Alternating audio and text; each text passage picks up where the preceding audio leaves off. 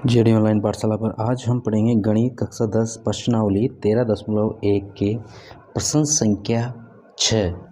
प्रश्न संख्या 6 के अनुसार दवा का एक कैप्सूल जो ये चित्र में बना हुआ है, ठीक है, ये आकृति में बना हुआ है। एक कैप्सूल इसी आकृति का रहता है, एक बेलन के आकार का है जिसके दोनों सिरों पर एक एक अर्धगोला लगा हुआ है। अब इसका ये वाला सिरा है, ठीक है, यहाँ ये इस सिरे पर एक अर्धगोला लगा हुआ है और एक इस सिरे पर अर्धगोला लगा हुआ है, ठीक है। पूरे कैप्सूल की लंबाई 14 mm है। जो कैप्सूल की लंबाई है वो कितनी है? 14 mm है और उसका व्यास जो है 5 mm है। इसका जो व्यास है यहाँ से यहाँ तक पूरा ये है 5 mm। इसका पृष्ठीय क्षेत्रफल ज्ञात कीजिए। इस जो कैप्सूल का पूरा बाहरी पृष्ठीय क्षेत्रफल है उसे हमें ज्ञात करना है। प्रश्नानुसार दिया गया है कैप्सूल का व्यास, ये हमारे पास में एक कैप्सूल का चित्र आकृति है, तो इसका जो व्यास है यहाँ से यहाँ तक का वो है 5 mm, ठीक है। 5 mm कैप्सूल का व्यास है, तो इस अर्धगोले का व्यास भी कितना होगा? 5 mm होगा। अर्धगोले का व्यास भी इस तरफ भी 5 mm होगा और इस तरफ भी 5 mm होगा, ठीक है। अब उसके बाद में इसकी जो लंबाई दी गई है कैप्सूल की जो अर्धगोलाकार, जो दोनों तरफ अर्धगोलाकार आकृति है उनकी, और जो एक बेलनाकार आकृति है, इनकी कुल मिलाकर जो लंबाई है वो है 14 mm, ठीक है, 14 mm। अब कैप्सूल का व्यास दिया गया है, तो जो अर्धगोला है उसकी त्रिज्या हम निकालेंगे। बेलनाकार भाग और अर्धगोले की जो उभयनिष्ठ त्रिज्या है, दोनों की त्रिज्या समान ही रहेगी। इस बेलनाकार भाग की त्रिज्या और इस अर्धगोला जो है इसकी त्रिज्या।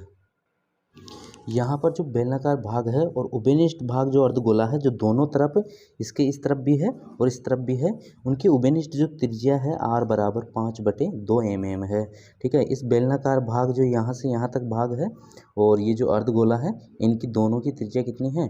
5/2 है और इस तरफ भी 5/2 है। दोनों तरफ 5/2 mm है, ठीक है। तो यहाँ से यहाँ तक की जो केंद्र तक की जो त्रिज्या रहेगी इसकी अर्धगोले की, वो भी कितनी रहेगी? 5/2 mm। और इस तरफ भी यहाँ केंद्र से इसकी परिधि यहाँ तक रहेगी, जो रहेगी 5/2 mm। दोनों तरफ की त्रिज्या और बेलन की त्रिज्या समान है, ठीक है। अब हमें जो ज्ञात करना है, इसकी पृष्ठीय क्षेत्रफल ज्ञात करेंगे। उससे पहले हमें इनके जो दोनों अर्धगोलाकार आकृतियां हैं, इनका भी क्षेत्रफल ज्ञात करना होगा। तो कैप्सूल की जो आंतरिक लंबाई दी गई है वो 14 सेमी दी गई है। कैप्सूल की जो आंतरिक लंबाई है यहाँ से और यहाँ तक जो है वो कुल है कितनी? 14 सेमी, ठीक है। अब इसमें से हम केवल बेलन की लंबाई ज्ञात करनी होगी। तो बेलन की जो लंबाई है यहाँ से यहाँ तक है, तो इस अर्धगोले से लेकर यहाँ तक की कितनी लंबाई है? 5/2। और इस अर्धगोले की यहाँ से है 5/2। तो जो केवल बेलनाकार भाग है उसकी लंबाई हम ज्ञात करेंगे।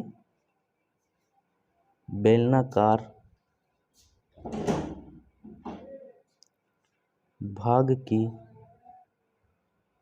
लंबाई, बेलनाकार जो भाग है उसकी लंबाई हो जाएगी अपने पास में 14, तो कुल लंबाई है, ठीक है। 14 क्या है? कुल लंबाई है। इसमें से हम कम कर देंगे, माइनस कर देंगे 5/2 यहाँ से और यहाँ तक की लंबाई।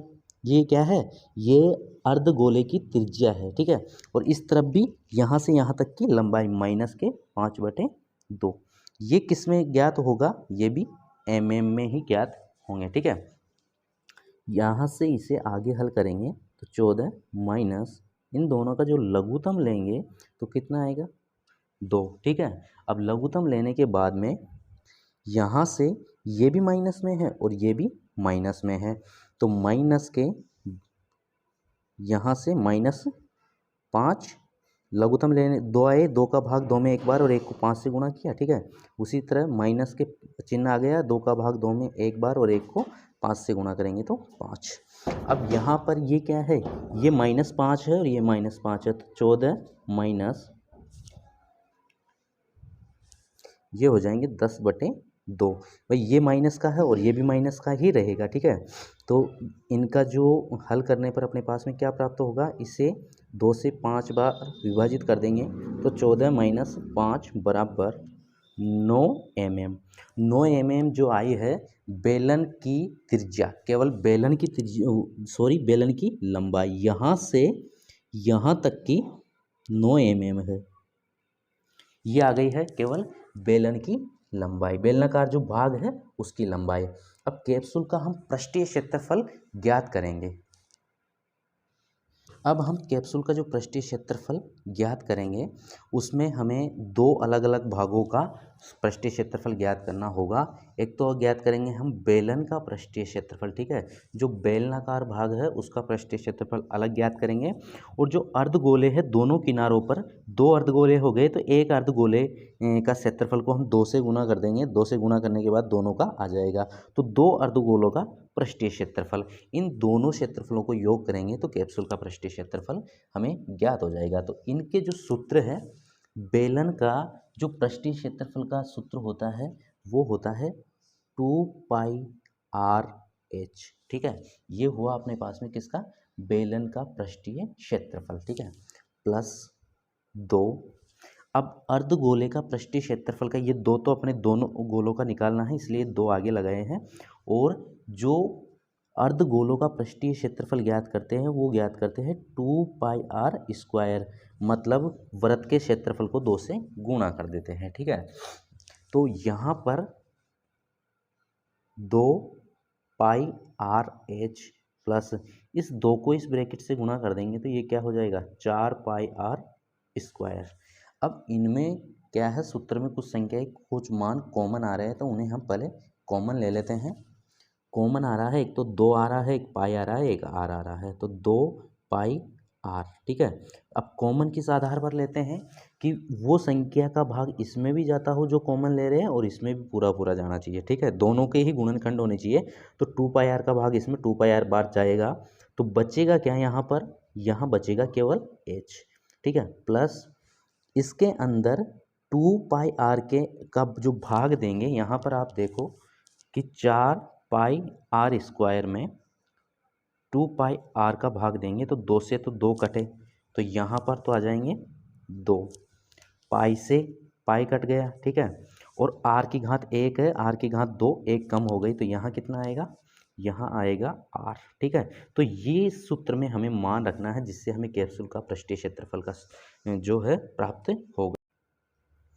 कैप्सूल का पृष्ठीय क्षेत्रफल हम ज्ञात करेंगे इस सूत्र से, तो 2 गुणा पाई का मान रखेंगे हम 22/7 गुणा त्रिज्या जो है उभयनिष्ठ त्रिज्या है बेलनाकार भाग की और अर्धगोले की, तो ये हो जाएगी 5/2, ठीक है। यहाँ पर ऊंचाई जो है वो हम रखेंगे केवल बेलनाकार भाग की, जो लंबाई है वो 9 mm है, तो ये 9 प्लस 2 गुणा जो r है वो है 5/2, ठीक है। यहाँ जो संख्या विभाजित होती है उसको विभाजित कर लेते हैं, 2 से 2 विभाजित होते हैं यहाँ पर, और यहाँ पर भी 2 से 2 विभाजित होते हैं। ऊपर जो बचा है वो बचा है 22 गुणा 5, ठीक है, और 22 गुणे 5, तो 22 गुणे 5 और नीचे बचा है 7, ब्रैकेट में है अपने पास में 9 + 5, ठीक है। यहाँ पर ये 22 को हम 5 से गुणा करेंगे तो ये हो जाएंगे 5 दूना 10, 5 दूना 10 और 1 11 गुणा, यहाँ पर 9 और 5 हो जाएंगे 14/7, 7 से 14 को 2 बार विभाजित कर देंगे और यहाँ पर 2 को 110 से गुणा करेंगे तो 0, 2 और 2, 220 जो mm² है या मिमी स्क्वायर हम इसे लिखें, ये हमारे उस कैप्सूल का पृष्ठीय क्षेत्रफल है। कैप्सूल का जो पृष्ठीय क्षेत्रफल आया है वो अपने पास में आया 220 वर्ग मिमी। तो आज की इस वीडियो में प्रश्न संख्या 6 प्रश्नावली 13.1 के प्रश्न संख्या 6 में हमने कैप्सूल का पृष्ठीय क्षेत्रफल ज्ञात किया है। वीडियो पसंद आए तो लाइक कीजिए, शेयर कीजिए और क्लास 1 से लेकर 10 तक के सभी मैथ्स के वीडियो देखने के लिए चैनल को सब्सक्राइब कीजिए। धन्यवाद।